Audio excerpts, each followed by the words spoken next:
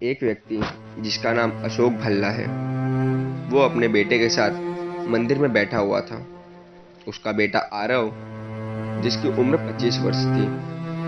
आरव बहुत ही खुश लग रहा है, जो कि उसकी हरकतों से साफ जाहिर हो रहा था।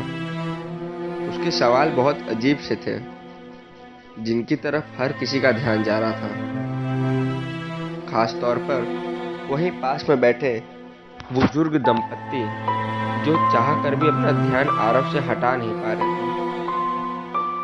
आरव अपने पिता से कहता, पापा, ये गणेश जी ऐसे क्यों दिखते हैं? इनकी नाक ऐसी क्यों है?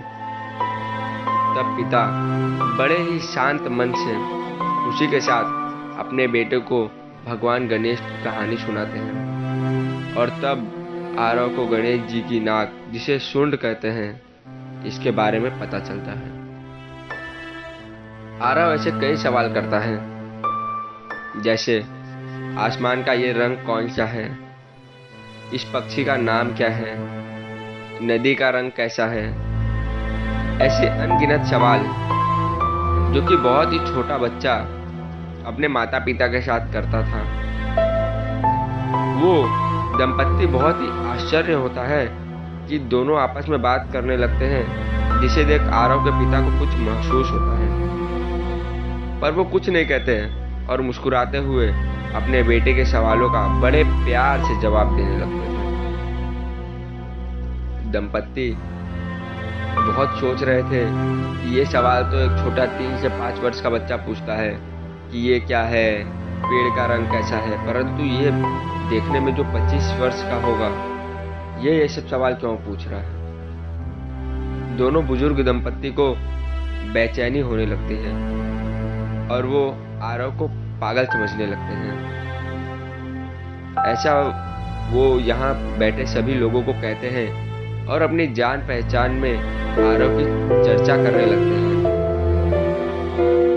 अगले दिन दंपत्ति को आरव और मिस्टर भल्ला मिलते हैं और इस बारे में दोनों आरव के पिता के पास पहुंच जाते हैं। वो उन्हें आरव को मेंटल चेकअप और ट्रीटमेंट की जरूरत है ऐसा बताते हैं। आरव के पिता को यह कहना चाहते हैं और बहुत ही अटक अटक के असहजता से पूछते हैं, ये जो है, क्या वो आपका बेटा है? भल्ला साहब, जो कि आरव के पिता है, वो कहते हैं, जी हाँ भाई साहब, ये मेरा ही बेटा आरव है।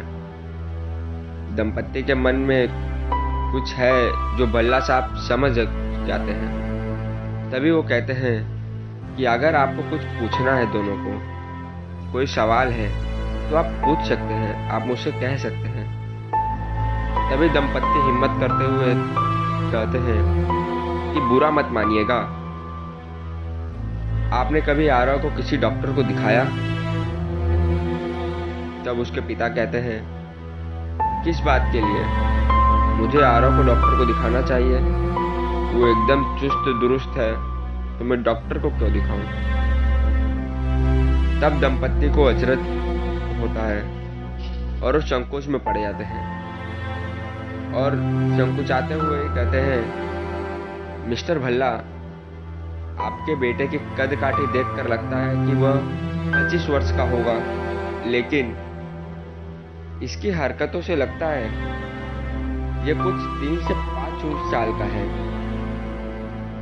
हम समझ रहे हैं कि पिता के लिए ये सच स्वीकारना बहुत ही मुश्किल है, लेकिन अगर आप इस सच को स्वीकार कर लें और आरव का इलाज करवाएं, तो शायद परिस्थिति में बदलाव हो जाए। मिस्टर भल्ला को हंसी आ जाती है। यह देख दंपत्ति को और भी अजीब लगने लगता है। तब दंपत्ति के चेहरे का भाव देख मिस्टर भल्ला उनसे कहते हैं, भाई साहब, सच यह नहीं जो आप समझ रहे हैं।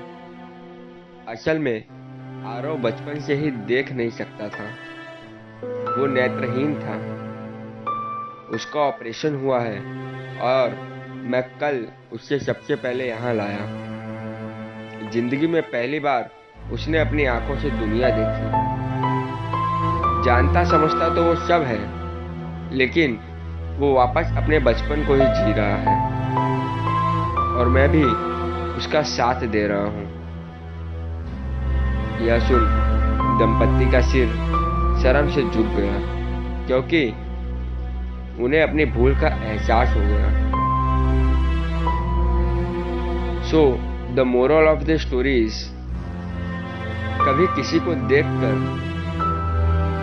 उसके लिए कोई भी राय कायम नहीं करनी चाहिए। वास्तविकता सदैव वही होगी जो आप सोच रहे हैं, ऐसा जरूरी नहीं है। दंपत्ति के बिना कुछ सोचे समझे आरव को एक पागल लड़का करार कर दिया और कई लोगों को यह बोल भी दिया। जब सच सामने आया तो उन्हें इस शर्मिंदगी का सामना करना पड़ा। ऐसा जिंदगी में कई बार होता है, इसलिए हमेशा तथ्यों को जानने के बाद कोई सोच बनानी चाहिए। ऐसी और भी स्टोरीज हैं जो आपको मोटिवेट करेगी, आपको प्रॉब्लम सॉल्व करने में हेल्प करेगी। ऐसे चैनल से जुड़े रहने के लिए सब्सक्राइब करें।